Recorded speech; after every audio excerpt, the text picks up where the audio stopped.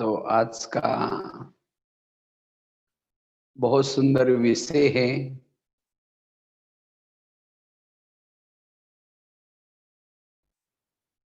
स्वराज्य अधिकारी स्थिति। वैसे तो अव्यक्त महीना चल रहा है। हमें ब्रह्मा बाप समान बनना है। हमें कोई नया पुरुषार्थ नहीं करना, लेकिन जो हमारे मम्मा ने किया, जो बाबा ने किया, वही करना है। तो ये 18 जनवरी हमें याद दिलाती है, अब घर जाना है,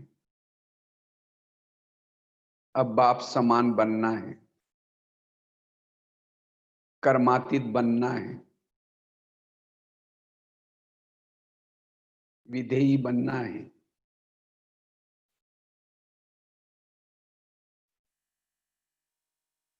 नष्ट मोहा बनना है। या हमें 18 जनवरी याद दिला। तो ये वास्तव में ये ब्रह्मा बाबा का स्मृति दिन हमें बाप के समान बनने की स्मृति दिलाता है। जितनी स्मृति में रहेंगे उतना समृद्धि आएगी। तो इसलिए हमें जो बाबा ने पुरुषार्थ किया, बाबा ने दो बातों का पुरुषार्थ किया और उसी पुरुषार्थ से बाबा नारायण का पद प्राप्त किया। एक पहला पुरुषार्थ है, बाबा ने आत्मा अभिमानी स्थिति का अभ्यास किया। मैं आत्मा हूं, जेशोदात्मा, ये आत्मा आत्मा आत्मा का पाठ पक्का किया। तो आत्मा का लेसन कितना महत्व का है, उसी दिन के क्लास में हम लोगों ने डिटेल में देखा था। दूसरा, बाबा ने जो पुरुषार्थ किया, स्वराज्य अधिकारी बनने का पुरुषार्थ किया। क्योंकि वर्तमान समय हमारे जो प्रॉब्लम्स हैं, सारे प्रॉब्लम का जड़ है इंद्रियों की अधीनता। हम इंद्रियों के अधीन हैं। जो अधीन है वो कभी भी अधिकारी नहीं बन सकता। आज हमारे जीवन के जो भी प्रॉब्लम है, प्रॉब्लम कोई व्यक्ति के तरफ से नहीं आते। प्रॉब्लम आते हैं हमारे ही कर्मेंद्रियों के द्वारा। आज कान हमारे ऊपर शासन कर रहे हैं, आंखें हमारे ऊपर शासन कर रहे हैं, मुख हमारे ऊपर शासन कर रहे हैं। अगर नौका पानी के ऊपर से चलेगी तो पार कराएगी। नौका के अगर अंदर अगर पानी आएगा तो डुबा देगी। जो इंद्रियों को चलाता है वो जीवन में पार हो जाता है, और जिसको इंद्रिया चलाते हैं वो डूब जाता है।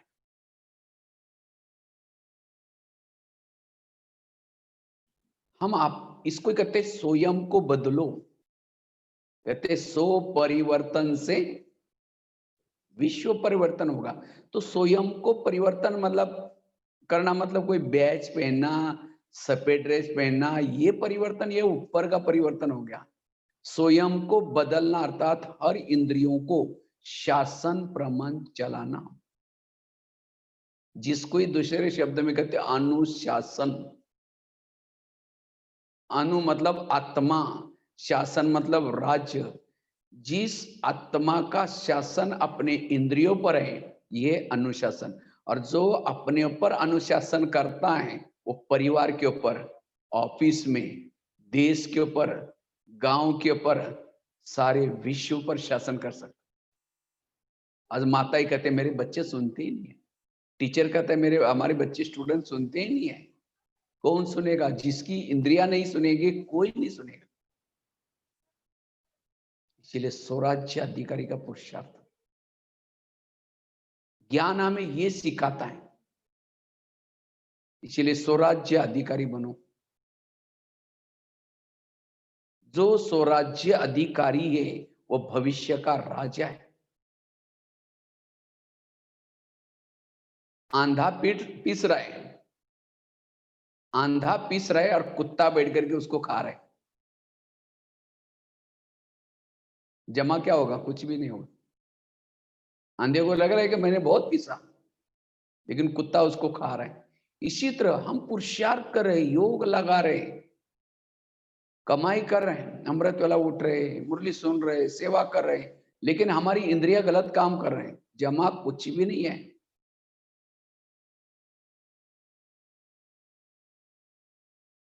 जिसका इंद्रियों पर शासन होगा उसका व्यवहार सबको प्रिय लगेगा, कहेंगे माता बड़ी अच्छी है, ये भाई बहुत अच्छा है। अच्छा है मतलब क्या? उसका अपने पर शासन है।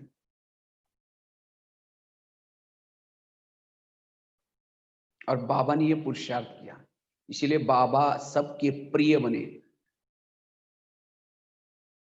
आज हमारा इसके ऊपर कितना ध्यान है? कहते हैं ना, अंधेरी नगरी चौपट राजा, टकेसर बाजी टकेसर खाजा। इस नगरी का राजा सोया है और इस नगरी में जो चाहे हो रहा है। इसलिए स्वराज्य अधिकारी बनने की जरूरत है।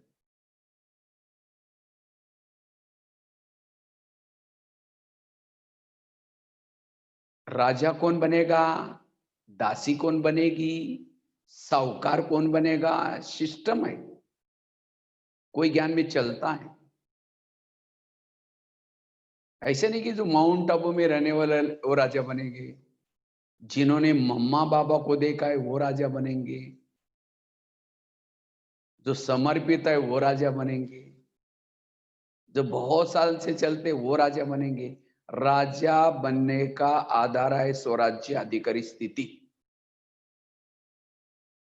नहीं तो ये तो पार्शलिटी हो जाएगी। हर एक कोई भी कर सकता है अपने ऊपर शासन, लेकिन आज हम अपने आप को बदलने के बजाय दूसरों को बदलने में लगे। तो राजा कौन बनेगा, दासी कौन बनेगी, साहूकार कौन बनेगा, मुकड़ा देख ले प्राणी, हम कहाँ हैं? कोई ज्ञान में चलता है, ज्ञान में आता है, ना धन से सेवा करता है, ना किसी को ज्ञान सुनाता है, इंद्रियों के अधीन है। क्या बनेगा? दास दासी। दास दासी वो बनते जो उदास रहते हैं। उदास कौन रहता है? जो इंद्रियों के अधीन है वो उदास रहता है। खुशी नहीं होगी। आज बाबा ने मुरली, पूरी मुरली चली, खुशी में रहो, प्रसन्न रहो, लेकिन कौन रह सकता है? जिसका इंद्रियों पर शासन है, उसे गलतियां नहीं होगी, खुशी में रहेगा। अंदर गलतियां हो रही, खुशी में नहीं रह सकता। आज कोई ज्ञान में चलता है, धन से सेवा कर रहा है, ज्ञान दूसरों को सुना रहा है, लेकिन इंद्रियों के अधीन है, वो क्या बनेगा? साहूकार बनेगा, राजा नहीं बनेगा। और कोई ज्ञान में चलता है, इंद्रियों पर शासन है, लेकिन ना धन से सेवा करता है, ना ज्ञान दूसरों को सुनाता है। राजा तो बनेगा, लेकिन कंगाल राजा बनेगा। कंगाल मतलब उसके पास धन की कमी होगी, क्योंकि संगम युग में उसने धन सेवा में नहीं लगाया। कोई ज्ञान में चलता है, इंद्रियों पर शासन है, ज्ञान धन की सेवा कर रहे हैं, स्थूल धन सेवा में लगा रहे हैं, संपन्न राजा। तो चेक करो मेरी गाड़ी कौन से ट्रैक में, दासी वाली है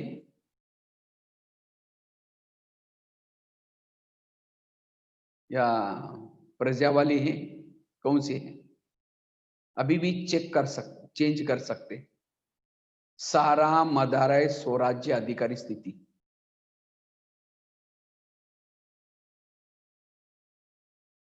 इसलिए इंद्रियों पर शासन करने का पुरुषार्थ करना है। इससे पहले जमाने में के राजा किस में रहते? किले में रहते थे, फोर्ट, किला, और किले के चारों तरफ से दरवाजे रहते हैं। कोई भी अंदर आता है उसकी पूछताछ होती है, कहाँ जा रहे हैं, क्यों जा रहे हैं। इसी तरह ये शरीर भी हमारा एक किला है, फोर्ट है, और इसके कई दरवाजे हैं, कान, मुंह, आंख, ये सब क्या है, दरवाजे हैं। लेकिन इस दरवाजों में रोकने टोकने वाला कोई नहीं है, कुछ भी बातें घुस रहे। जो योग्य नहीं है वो नहीं देखना, जो योग्य नहीं है वो नहीं सुनना, योग्य नहीं है वो नहीं बोलना, इसको कहते हैं अनुशासन। आत्मा का शासन शरीर पर। वास्तव में ये काम, ये क्रोध, ये विकार क्यों आए, कहां से प्रवेश है, माया घुसी कहां से इस किले में, इन्हीं कर्मेंद्रियों के द्वारा। जैसे बॉर्डर पर रहने वाला कोई दुश्मन से मिला हुआ है, बॉर्डर पर रहने वाला कोई दुश्मन से मिला हुआ है, उस देश की हालत क्या होगी।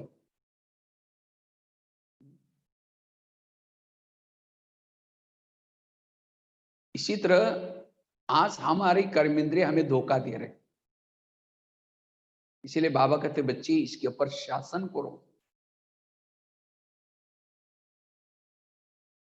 भारत में अंग्रेज घुसे थे, कहां से घुसे, भारत में कहते हैं नवाबों का शासन था, बंगाल का नवाब, बिहार का नवाब, सूरत का नवाब। अंग्रेज आए, उन नवाबों के साथ दोस्ती की, और दोस्ती करते करते दिल्ली के ऊपर शासन कर दिया, अटैक कर दिया, और भारत क्या हो गया, गुलाम हो गया।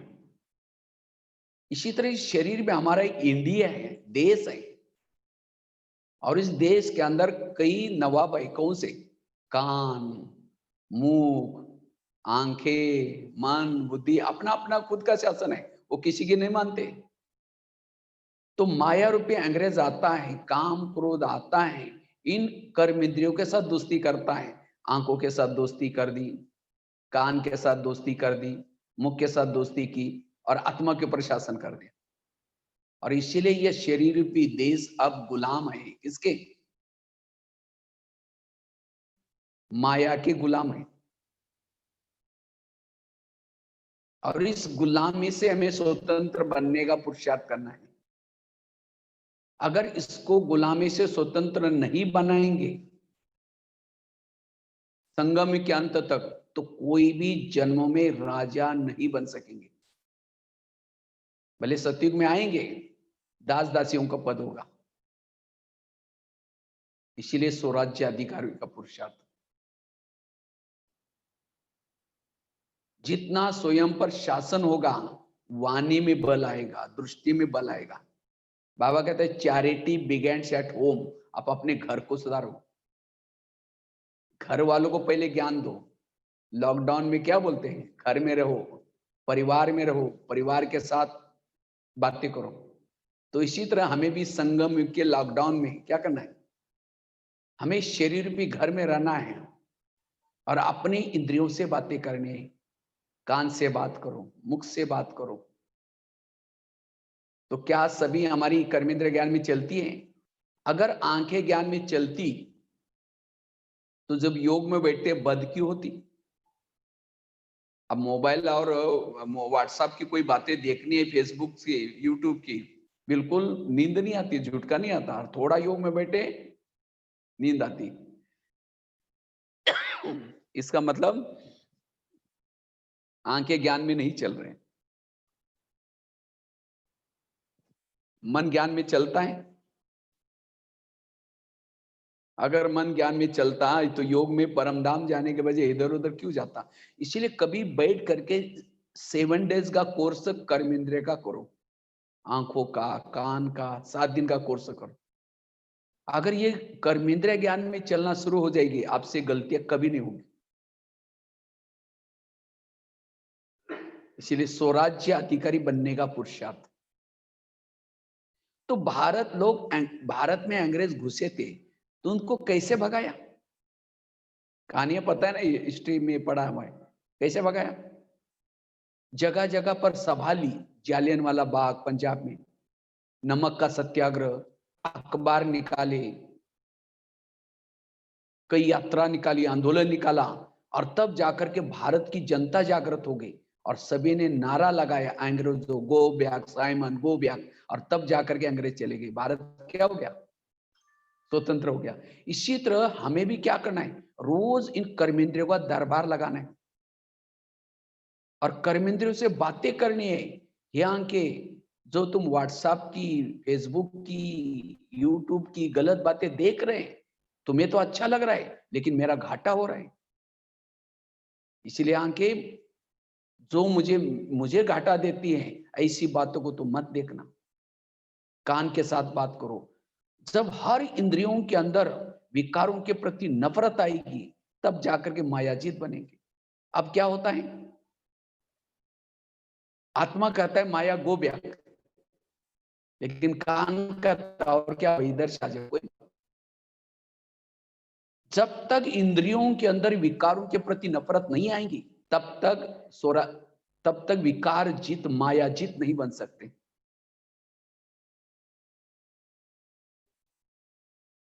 इस युद्ध में केवल अकेले ज्ञान में चलने से विजय नहीं बनेंगे, विजय बनने के लिए सभी इंद्रियों का सहयोग चाहिए। अगर आप अकेले ज्ञान में चल रहे हैं, लेकिन अगर इंद्रिया नहीं मानती, विजय नहीं बनेंगे। इसलिए विजय बनने के लिए हमें क्या करना है, हर कर्मेंद्रिय, जैसे कृष्ण क्या करता है, कृष्ण जब घोड़े में रथ में बैठता है, पहले घोड़ों को थपथपाता है, प्यार करता है। क्यों? अगर घोड़ों को प्यार नहीं करेगा, वही घोड़े जाकर के दुर्योधन के सामने गिर जाएंगे, तो क्या हो जाएगी, पराजय हो जाएगी। इसी तरह हमें भी जब नहाते धोते हैं, तो क्या करना है, अपनी इंद्रियों को प्यार करना है। ये आंखें, आज तुम कोई ऐसी चीजें नहीं देखना जो मेरी पराजय हो जाए, मेरा सिर नीचे झुके। ये मेरे कान, तुम ऐसी कोई बातें नहीं सुनना जिससे मेरी पराजय हो जाए। कर्मेंद्रियों से क्या करो, प्यार करो। वास्तव में कर्मेंद्रिया हमें धोखा क्यों देते हैं? क्योंकि जैसे आजकल मनुष्य चंद्रमा तक गया है, यहां से लंदन बात करते हैं, लेकिन पड़ोसी को ना यही पता नहीं। तो इसी तरह आज हम शरीर में रहते, शरीर के हर इंद्रिया में इतना मदद कर रहे हैं, लेकिन आज हम कर्मेंद्रिय से कभी बात नहीं करते। और बाबा ने ये पुरुषार्थ किया, बाबा ने अपने इंद्रियों को सहयोगी बनाया, और इससे बाबा ने नारायण का पद प्राप्त किया। तो हम स्वराज्य अधिकारी बनने के लिए कैसा दरबार लगाए, हम कैसे दरबार लगाए, कैसे कर्मेंद्रिय से बातें करें?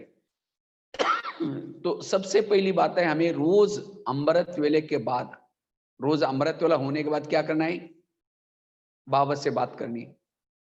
अमृत वेला योग करने के बाद 5-10 मिनट क्या करना है, कर्मेंद्रिय से बातें करो।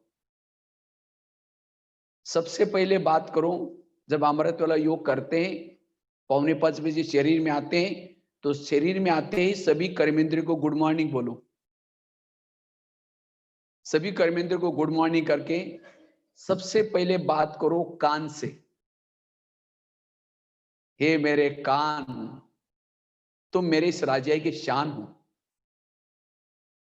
अगर तुम मेरे राजाई में ना होते तो मैं ईश्वरीय महावाक्य कैसे सुनता। इसलिए हे कान, मेरा तुम्हारे पर बहुत विश्वास है, और इसी विश्वास के कारण मैंने तुमको बॉर्डर पर रखा है। बॉर्डर पर किसको रखते हैं? जो विश्वास से पावरफुल है, शक्तिशाली है, उसको रखते हैं। तो इसीलिए हे कान, मैंने सभी इंद्रियों में से चुन करके तुमको बॉर्डर पर रखा है। लेकिन मुझे तो पता नहीं था। आज मैं मेरे परम हितैषी शिव बाबा के पास, दोस्त के पास गया था, तो शिव बाबा ने तुम्हारे लिए कुछ इशारे भेजे हैं, और वो तो ऐसा वैसा इशारा नहीं दे सकता। इसलिए हे कान, तुम मेरे राजाई में रहते हो, मेरा खाते हो। क्योंकि कान क्यों जिंदा है? क्योंकि आत्मा ने कमाया हुआ खून सप्लाई होता है। अगर कान थोड़ा यहाँ डिस्टेंस में होता, तो कान के अंदर के जीवाणु जिंदे रहते, मर जाता। तुम मेरा खाते हो, मेरे राजाई में रहते हो और मुझे धोखा देते हो। इसीलिए हे कान, आज तक जो कुछ हुआ कोई बात नहीं, मैं इसको भूल सकता हूं, लेकिन आज रात को सोने से पहले फिर मैं दरबार लगाऊंगा। ये हम कब बोल रहे हैं? सवेरे मॉर्निंग में बोल रहे हैं, कान के साथ बात कर रहे हैं। रात को सोने से पहले फिर मैं चेक करूंगा तुमने सारा दिन क्या क्या किया है। और ये भी नहीं समझना मुझे कुछ पता ही नहीं चलता, क्योंकि मैंने शरीर रूपी किले के चारों तरफ से आजकल शीशे कैमरे का प्रबंध किया है। शीशे कैमरा आजकल लगाते हैं ना, कोई घरों में, ऑफिस में, कौन आया क्या हुआ। इसीलिए हे कान, मैंने शीशे कैमरे का प्रबंध किया है। अगर तुमने कुछ गलत देखा, मेरे से छिप नहीं सकता। इसीलिए अगर तुमने कुछ गलत किया तो मैं तुमको सजा दूंगा। ऐसी बातें करो। आगे चलो, आंखों के पास। हे आंखें, मुझे 84 जन्म में बहुत सारे आंखें मिली,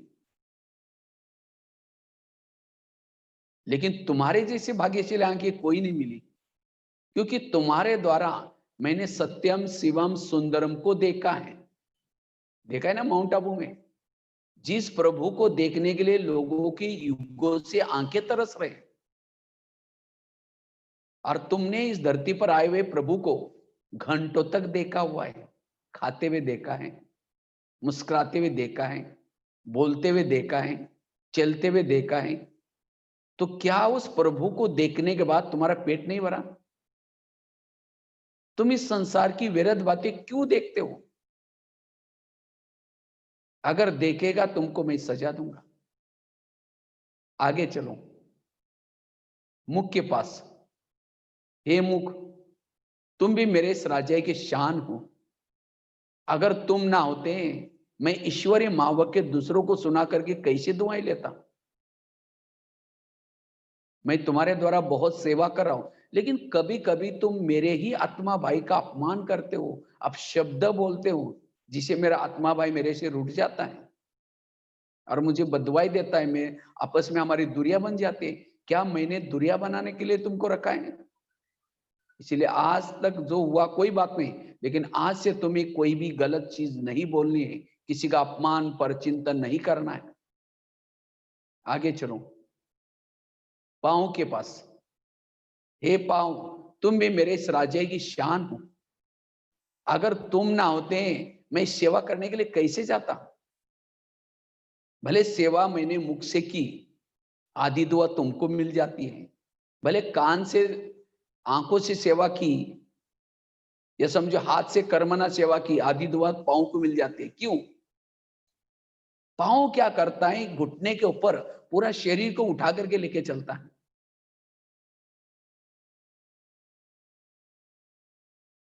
लेकिन कभी कभी पांव क्या करता है? इसीलिए कोई भी व्यक्ति घर में आता है तो क्या करते हैं? उसके पांव छूते हैं। क्यों?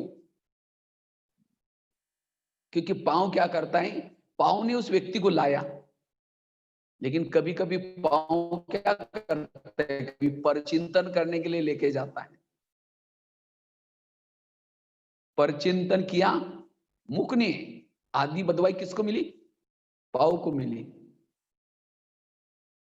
हाथ ने कोई गलत काम किया या आंखों ने फिल्म देखी, लेकिन लेके कौन गया?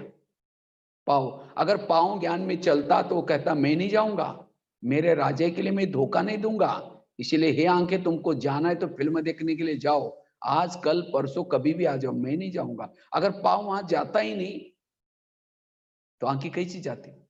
माना आज हमारी जो गलतियां करने में निकले हैं, सभी इंद्रियां सहयोगी है। ये सबसे पहला भ्रष्टाचार है हमारे अंदर। जैसे प्रधानमंत्री को शांति से नींद कब आएगी? जब उसके मंत्रिमंडल के सभी लोग एक्यूरेट काम करेंगे। अगर एक भी गलत काम करता है, उनकी नींद पीट जाते प्रधानमंत्री। इसी तरह आत्मा को शांति तब होगी जब उसकी हर इंद्रिया एक्यूरेट सेवा करेगी। एक भी इंद्रिया गलत काम करता है, आत्मा की शांति भंग होगी। आगे चलो, मन के पास। है मन, तुम भी मेरे इस राज्य की शान हो। अगर तुम ना होते, मैं ईश्वरीय चिंतन, ज्ञान का चिंतन कैसे करता। लेकिन कभी कभी हे मन, तुम व्यर्थ चिंतन करते हो, निगेटिव चिंतन करते हो, क्या मैंने तुमको इसीलिए रखा है? अगर तुम ये चिंतन करेगा मैं तुमको सजा दूंगा। आगे चलो बुद्धि के पास। ब्रह्मा बाबा ऐसी बातें करते थे। बाबा की एक डायरी मिली थी और उस डायरी में बाबा ने सब लिखा था, हे मन वजीर, तुम इसके साथ क्यों मिलते हो, मैं तुमको सजा दूंगा, ऐसी ऐसी बात। तो इसको कहते हैं स्वराज्य अधिकारी। और जो ऐसा स्वराज्य का पुरुषार्थ करता है उसके व्यवहार में, उसके संस्कारों में परिवर्तन आएगा। हम संस्कार बदलना चाहते हैं लेकिन संस्कारों को अंदर लाने वाले गेट को बंद नहीं करते। ये बहुत गहरा टॉपिक है एक्चुअली देखा जाए तो, और इसके ऊपर किसी का ध्यान नहीं है।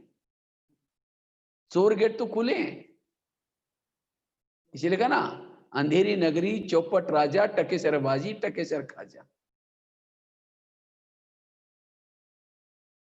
तो 2021 में हमें ये पुरुषार्थ करना है। और जिन्होंने सारा दिन अपनी इंद्रियों पर शासन किया, योग क्यों नहीं लगेगा? योग अपने आप लगेगा। उसी दिन बताया ना, विघन 4 प्रकार के। एक है जिन लोगों के बीच में रहते हैं उनके तरफ से आने वाला विघन। दूसरा है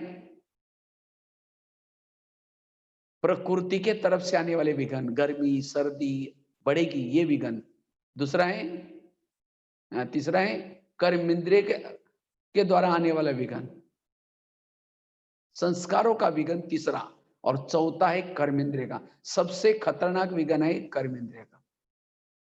जिन्होंने स्वराज्य अधिकारी बने, आपस के विघ्नों में भी वो पास होगा।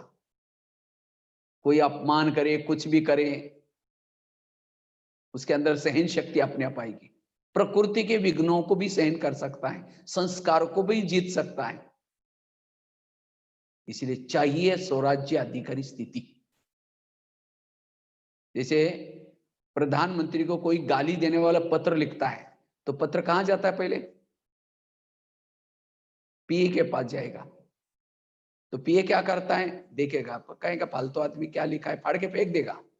मतलब उसका पीए उसका हितैषी है प्रधानमंत्री का। इसी तरह हमें कोई गाली देता है तो कहां आती है? पहले कान के पास। माना हमारी आत्मा का पीए कौन है? कान। लेकिन क्या करता है? कान कहता है देखो हमको गाली दी, बार बार वो संदेश देता है। तो आत्मा बेचैन हो जाते हैं। जिसने गाली दी उसके लिए सोच चलते, नफरत आते, घृणा आते, सारी कर्मेंद्रिय डिस्टर्ब हो गई। और सवेरे की मुरली सुनी थी 4 पेज की, वो नहीं कहता आज बाबा ने मीठे बच्चे कहा, खुशी में रहने के लिए कहा, प्रसन्न रहे, वो नहीं, वो निकाल देगा। माना इसका मतलब कान हितैषी नहीं है, कान हमारे आत्मा का हितैषी है नहीं। इसीलिए उससे बातें करो मन के साथ, बुद्धि के साथ, एक एक इंद्रियों के साथ। तो बुद्धि के साथ बातें करो, हे बुद्धि, मैंने सभी इंद्रियों में से चुन करके तुमको मंत्री बनाया। और बुद्धि कौन सा मंत्री है? केंद्रीय मंत्री है, गृह मंत्री है। क्योंकि सारा कारोबार किसके पास है? कहीं भी जाना है, समझो मन में विचार है हमको इधर उधर जाना है, तो मन क्या करता है? वो एप्लीकेशन किसके पास भेजता है? केंद्रीय मंत्री के पास। तो वो फिर निर्णय लेगा, हाँ कहते जाओ। आज तक मैंने फिल्में देखी, गलत संस्कार किया, जो भी पाप कर्म किया, साइन किसकी है? केंद्रीय मंत्री के। तो बात करो उससे, हे बुद्धि, तुमको मैंने विश्वास के साथ मंत्री बनाया, केंद्रीय मंत्री, और मुझे लगा कि तुम तो मेरा भला करोगे, लेकिन तुमने कोई ऐसे निर्णय किया जे मेरी पूरी राजाई गंवा दी। इतना ही नहीं, तुमने तो मुझे रावण के जेल में डाल दिया, मेरे कहां सोने के महल थे, सारा खत्म किया। इसीलिए बुद्धि, आज तक जो हुआ कोई बात नहीं, अब फिर से मेरा दोस्त मुझे मिला है। शिव बाबा कौन है? दोस्त मुझे मिला है, वो मेरी राजाई तो दोबारा देने के लिए चाहता है। इसीलिए जो हुआ उसको भूल करके आज से तुम्हें जो भी निर्णय लेना है श्रीमत के आधार से निर्णय लेना है। अगर कोई भी गलत निर्णय लेगा, मैं तुमको सजा दूंगा। क्या इतना सूक्ष्म पुरुषार्थ है हमारा? सारा दिन औरों को देखने में लगे, वो क्या करता है, वो क्या करता है, ये क्या करते हैं, और कर्मेंद्रिया क्या करते हैं उसके तरफ ध्यान ही नहीं है। आजकल के मम्मी पापा को इतना बिजी होते हैं मम्मी पापा, मेरा बेटा कहाँ जा रहा है, क्या देखता है, क्या सुनता है, ये देखने का सुनने का टाइम ही नहीं बात करने का। जब बच्चा गलत काम करता है उनकी आंखें खुल जाती है, ये बच्चे ने ऐसा गलत काम कैसे किया। इसी तरह आज हम अपने आप में इतने बिजी है, सेवा में और बातों में इतना बिजी है, हमारे कान क्या सुन रहे हैं, मुंह क्या बोल रहे हैं, आंखें क्या देख रहे हैं, मन क्या सोच रहे हैं, देखने का पूछने का टाइम ही नहीं है। और जब गलत काम होता है तब कहते ही अचानक ये क्या हो गया। अचानक नहीं हुआ, कई दिनों से बुद्धि जा रही थी, मन जा रहा था, लेकिन हमने पूछा भी नहीं, उनको शिक्षा भी नहीं दी। ये है कमजोर आत्माओं के लक्षण। इसलिए अगर मुझे राजा बनना है, स्वराज्य अधिकारी बनो, और जो स्वराज्य अधिकारी है वही राजा बन सकता है। एक दिन भी अगर हमने इंद्रियों पर शासन किया, एक जन्म का राजा बन सकते हैं। एक दिन भी अगर पूरा एक्यूरेट शासन करो इसके ऊपर। इसलिए स्वराज्य, कई कहते सत्युग कब आएगा, कृष्ण कब जन्म लेगा, और कितना साल बाकी है।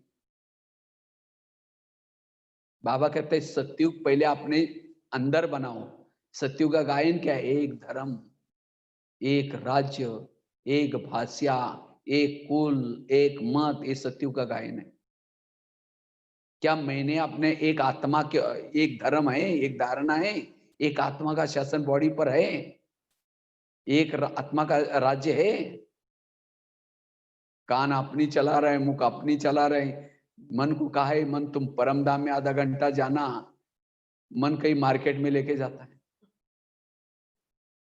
तो कैसे राजा बनेंगे। इसलिए राजा बनने के लिए हर इंद्रियों के अंदर आत्मा, आत्मा के लिए रिस्पेक्ट चाहिए, रिगार्ड चाहिए। श्रीमत प्रमाण फॉलो करना चाहिए, तब जाकर के बदलाव आएगा, परिवर्तन आएगा। हर इंद्रिय अपनी अपनी ड्यूटी एक्यूरेट करे, कान अपनी ड्यूटी ठीक करे, आंखें अपनी ड्यूटी ठीक करें, मुख अपनी ड्यूटी ठीक करें। तो ये हमें चेक करने की, और ये तब पता चलेगा जब कभी एकांत में बैठ करके अपने एक एक इंद्रियों की चेकिंग करो। तो रोज अब चार्ट रखो, कौन सी कर्मेंद्र मुझे धोखा देते हैं। ये हो गया सवेरे का दरबार। फिर रात को सोने से पहले दोबारा दरबार लगा दो, और सबसे पहले पूछो कान से, हे कान तुम्हारा बहुत बहुत धन्यवाद, सवेरे 7 बजे तुम्हारे द्वारा बड़े अच्छी मुरली मैंने सुनी थी, लेकिन 12-1 बजे कोई भाई आया था और उन्होंने किसी के बारे में कुछ गलत बातें सुना रहा था, वो बहन ऐसे है, वो भाई ऐसा है, वो ऐसा है, और तुमने बड़ा नजदीक जाकर सुना था। मैंने वो सीसी कैमरे के अंदर देखा हुआ है। इसीलिए हे कान, तुमको मैंने सवेरे बताया था, तो भी तुमने मेरी बात नहीं मानी, इसीलिए तुम्हारे में सजा देता हूँ। सजा मतलब कोई कान को काट करके फेंकने की सजा नहीं है। कौन सी सजा देनी है? दोबारा उसको मुरली सुनाओ, क्योंकि जिस कान में ज्ञान की कमी है वही गलत काम करेगा। दोबारा मुरली सुनाओ। आगे चलो, मुख के पास, मुख के साथ बात करो।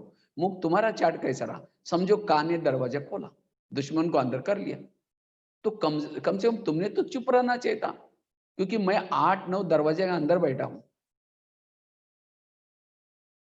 तुमने भी कहा हाँ, वो भाई ऐसे, वो बहन ऐसी करते, उसे ऐसा किया, तुमने भी उस दुश्मन को और अंदर कर दिया। इसीलिए तुम्हारे लिए सजा, कल के दिन तुम्हारा कारोबार बंद रहेगा, मौन रहेगा, ये उसकी सजा होगी। इसको कहते हैं राजा, क्योंकि राजाओं की निशानी होती है। पहली निशानी क्या है? राजा उसको कहा जाता है जो सबके ऊपर शासन करता है, शिक्षा भी देता है, सजा भी देता है, वो है राजा।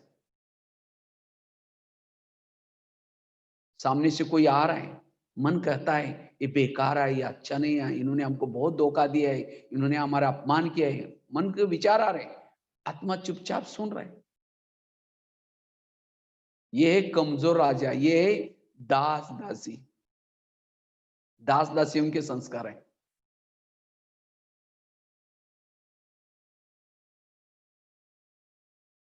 दास दासी वही है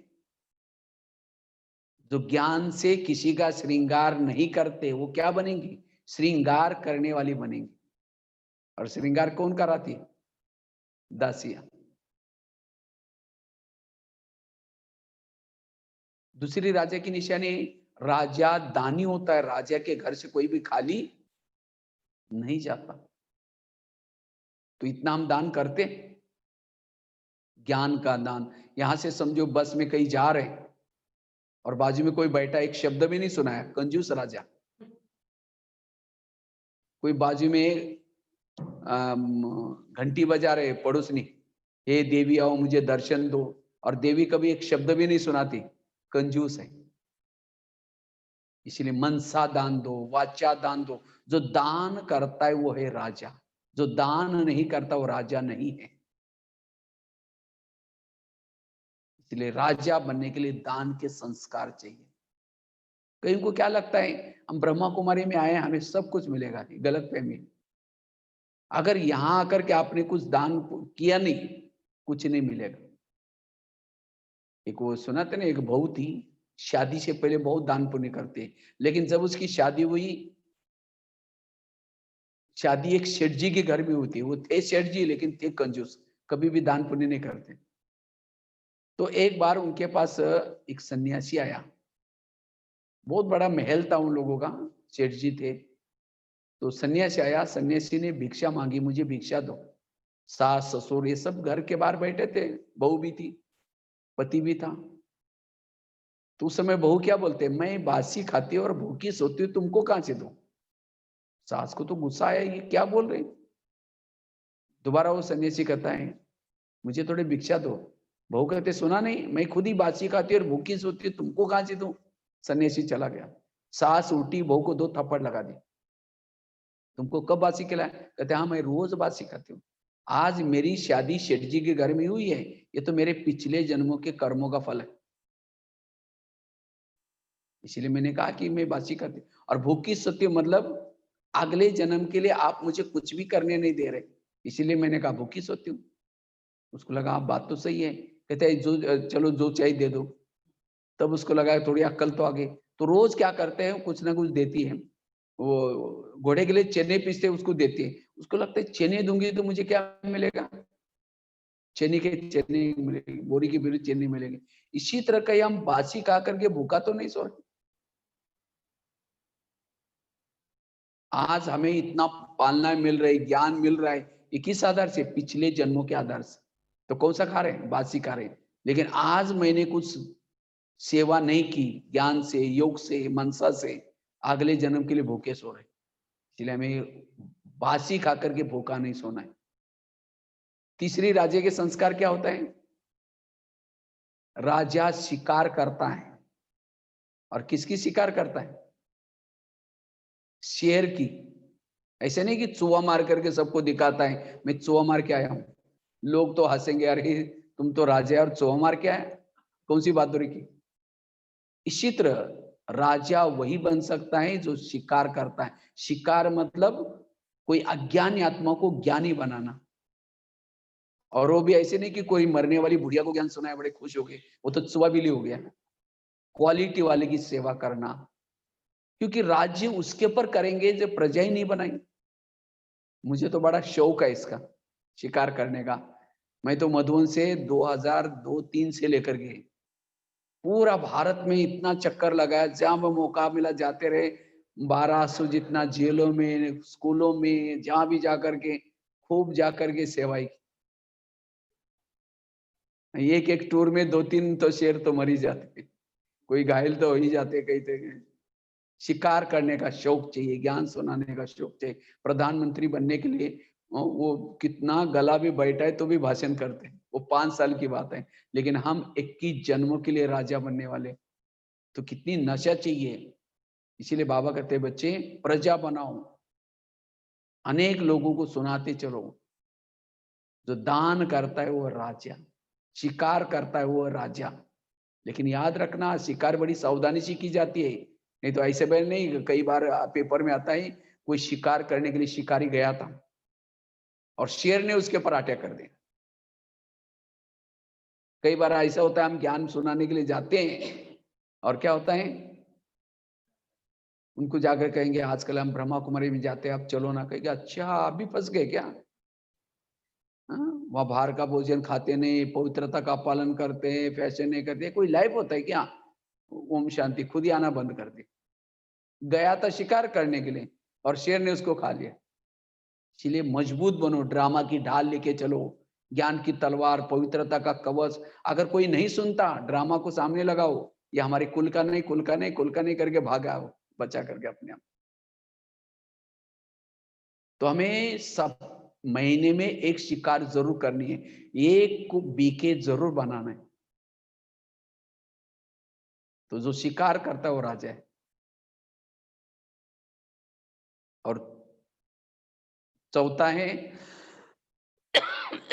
राजा बनने के लिए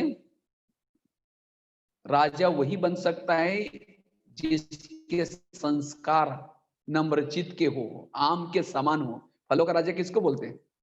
आम को। वैसे तो बोलना चाहिए नारियल को फलों का राजा बोलना चाहिए, क्योंकि जब कोई उद्घाटन होता है, जब कोई ओपनिंग करते हैं तो किसको तोड़ते हैं? नारियल को। लेकिन नारियल को राजा नहीं बोला, क्यों? हाँ, श्रीफल भी है, लेकिन नारियल को राजा नहीं बोला। राजा किसको बोला? आम को। क्यों? आम के साथ सबका प्यार है। क्या निशानी? जब आम का सीजन आता है, आम को लेके मुंह में चूसेंगे, खत्म भी हो तो डालेंगे निकालेंगे, डालेंगे निकालेंगे। हाँ? फेंकने का भी दिल नहीं कर रहा, ये प्यार कर रहे उसे। हाँ? और नारियल को लेकर के, सूखा नारियल को लेकर के उसको चूसो, 32 दांत भी टूटेगा, मिलेगा कुछ भी नहीं। अर्थात राजा बनने के लिए सबके प्यारे बनो। अगर आपको देख करके सामने से कोई आपको किनारा करता है, आपसे बात करना नहीं चाहता, देखना भी नहीं चाहता, आप कभी राजा नहीं बनेंगे। जरूर किसी के आपके अंदर कुछ कमी है, तब तो देखना नहीं चाहते।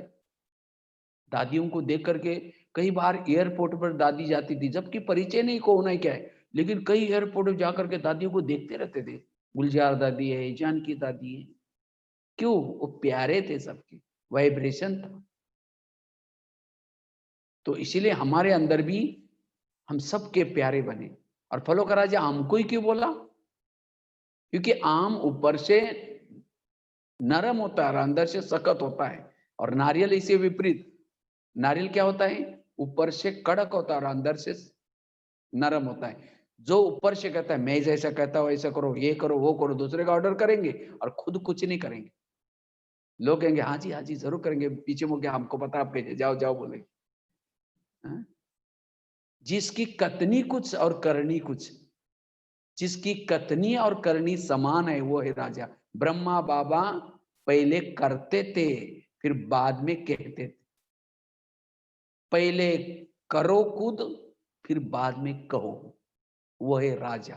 तो राजा बनने के लिए नम्रचित के संस्कार चाहिए। अपने ऊपर काली बनो, दूसरे के लिए शीतला बनो। हम दूसरे के ऊपर काली बनते और अपने ऊपर शीतला बनते। नहीं नहीं मैं ठीक हूं, मैं ठीक हूं। और आम को ही फलों का राजा क्यों बोला? जब कोई थक जाता है, परेशान हो जाता है, कहां सोता है? आम के नीचे आकर के सोएगा, उसकी थकान मिट जाएगी, वो रिफ्रेश हो जाएगा। अगर नारियल के नीचे जाकर सो जाओ तो छाया तो छोड़ो, नारियल टूट करके सिर भी तोड़ देगा उसका। हाँ? और उसका कांटे वाला कब गिर जाता है पता भी नहीं चलता। इसी तरह कोई दुनिया की बातों से तंग होकर के, परेशान होकर के आपके संपर्क में आया शांति के लिए, सुख के लिए, और आपने कोई यहाँ की उल्टी-सुल्टी बात सुनाई, अरे यहाँ भी तो ऐसे है, यार ठीक नहीं है, ये उल्टी-सुल्टी किसी की बातें परचिंतन की सुनाई। अब बेचारा आया था शांति के लिए और परेशान होकर के आया था सुख के लिए और ही दिमाग खराब करके। ऐसी आत्माएं कभी राजा नहीं बन सकती। राजा वही बन सकता है जो दूसरे की समस्याओं का समाधान करता है, रोने वालों के आंखों के आंसू पोंछता है, वो है राजा। इसलिए राजा बनने के लिए छाया दो, सुख दो, दूसरे के दुख हरो, वो है राजा। इसलिए आम बनो। और फलों का राजा आम को ही क्यों बोला? क्योंकि आम को जब फल लगता है झुकता है, नारियल को जब फल लगता है तो ऊपर जाता है। जिसके अंदर विशेषता आने के बाद जो नम्रता का गुण आता है, वो है राजा। इसीलिए भक्ति मार्ग में कहते हैं ना, भगवान को प्रसन्न करने के लिए नारियल को तोड़ो। नारियल जो हमारे अंदर रियल नहीं, उसको तोड़ो, छोड़ो। लेकिन लोगों ने क्या किया, वो नारियल तोड़ा। नारियल का आकार आम की तरह है, नारियल का आकार आत्मा की तरह है। आत्मा जैसे केसरी कलर होता है, आत्मा का केसरी कलर है। और आत्मा के अंदर शांत स्वरूप, आनंद स्वरूप, शक्ति स्वरूप, प्रेम स्वरूप, बहुत सारे वैल्यूज है, गुण है। लेकिन ऊपर विकारों का कवच लगा हुआ है। जैसे नारियल के अंदर भी पानी होता है, खोबरा होता है। कहते हैं नारियल का पानी पियो तो कई भी बीमारी खत्म हो जाएगी, कई बीमारी ठीक हो जाएगी। तो इसी तरह हमें क्या करना है, आम बनना है, नारियल नहीं बनना। जो आम बनेगा वो राजा बन सकता है। इसीलिए इस 2021 में क्या करो, 2021 में अपना नारियल तोड़ो। हाँ, भक्ति मार्ग में क्या करते हैं, भक्ति मार्ग में नारियल को तोड़ते हैं। और कैसा तोड़ते हैं, जब उद्घाटन होता है, नारियल को एक धक से मारने के बाद टूटना चाहिए, तब कहते हैं हाँ शुभ काम होने वाला है। 2-4 बार मारेंगे तो भी नहीं टूटेगा तो क्या कहते हैं, कोई गड़बड़ी होने वाला है। हाँ, ये शुभ मुहूर्त नहीं है। इसी तरह ज्ञान में चलने के बाद आपके संस्कार अगर तुरंत चेंज हो जाते हैं, तो आपका पद ऊंचा है। और कईयों के संस्कार बदलते नहीं कितना सालों से, जितना साल ज्यादा लगाएंगे उतना पद कम है आपका। इसीलिए अब इस 2021 में क्या करना है, नारियल को केवल लाकर के मूर्ति के सामने रखते नहीं, उसको तोड़ेंगे, उसका पानी डालेंगे, खोबरा रखेंगे, तब कहते देवी प्रसन्न हो गई। इसी तरह हमने भी परमात्मा के सामने, शिव बाबा के सामने अपना नारियल रखा हुआ है, शिव जी के सामने, लेकिन अभी तक तोड़ा नहीं। कोई 10 साल से तोड़ रहा है, कोई 20 साल से तोड़ रहा है, लेकिन टूट ही नहीं रहा। इसीलिए 2021 में नारियल को क्या करना है, तोड़ना है, अपने ओरिजिनल संस्कार को बाहर लाना है, और तब वो राजा बनेगा। तो राजा बनने के लिए हमें क्या करना है, जो 4 बातें बताई लक्षण, एक तो अपनी इंद्रियों पर शासन करना, दूसरा बताया दान के संस्कार चाहिए, तीसरा क्या बताया, शिकार करने के संस्कार चाहिए। तो इस साल में शिकार करेंगे ना, शिकार मनसा से करो, वाचा से करो। और चौथा बताया, हाँ? आम आम के संस्कार चाहिए, आम वाले संस्कार। और दरबार कैसे लगाना है, इस साल रोज 10-5 मिनट के लिए दरबार लगाना, तब ब्रह्मा बाबा के समान, जैसे बाबा थे वैसे हम भी बनेंगे, बाप के समान बनेंगे। इसलिए हमें क्या करना है, रोज अपना दरबार लगाने का पुरुषार्थ करना है। और कौन सी कर्मेंद्रिय धोखा देते हो चेक करो। इसीलिए कहते हैं ना अखंड भारत। तो जब हमारी हर इंद्रिया जब अगर वश में होगी, तब कहेंगे अखंड भारत, और तब निर्विघ्न बनेंगे, बहुत अच्छा बनेंगे। इसलिए हमें रोज जैसे बाबा ने दरबार लगाया, ऐसा हमें भी अपना रोज दरबार लगाना है। ये है राजा बनने का पुरुषार्थ। सहज राजा बनने के लिए और दौड़ने की जरूरत नहीं, लेकिन हमें अपने रोज स्वराज्य अधिकारी बनकर के क्या करना है, कर्मेंद्रिय जीत बनना है। और ब्रह्मा बाबा ने सबसे ज्यादा ये पुरुषार्थ किया, लेकिन आज हमारे इसके तरफ ध्यान नहीं है। इसको ही बाबा कहते हैं चैरिटी बिगेन्स एट होम। आप अपने घर को सुधारो। घर को मतलब हर इंद्रियों पर शासन करना, ठीक है। तो स्वराज्य अधिकारी सो विश्व राज्य अधिकारी, ये गीत भी है ना अपना, सुखी है राजा सुखी है प्रजा, एक नगरी। फिर और एक बहुत अच्छा, आत्मा राजा भ्रुकुटी सिंहासन पर बैठा है, सभी कर्मेंद्रिय उसकी क्या है, लगाम है। तो इसीलिए हमें अपने स्वराज्य अधिकारी का पुरुषार्थ करना है। इससे सभी समस्याओं का समाधान हो जाएगा। हमारी सभी समस्याओं की जड़ है कर्मेंद्रिया। इसीलिए जब तक उनको, जैसे बता ना, कृष्ण जब रथ में बैठता है घोड़ों को थपथपाता है, तो इसी तरह हमें भी अपनी इंद्रियों से क्या करना है, बातें करनी है। स्वयं से बातें करो, अभी औरों से बातें नहीं करनी है। औरों को से कहते हैं ना, सोशल डिस्टेंस रखो, दूसरों से दूर रहो, और अपने आप से बातें करो, अपने परिवार से बातें करो। परिवार अर्थात हमारे आत्मा का परिवार है ये कर्मेंद्रिया, ठीक है। स्वराज्य अधिकारी स्थिति। ओम शांति।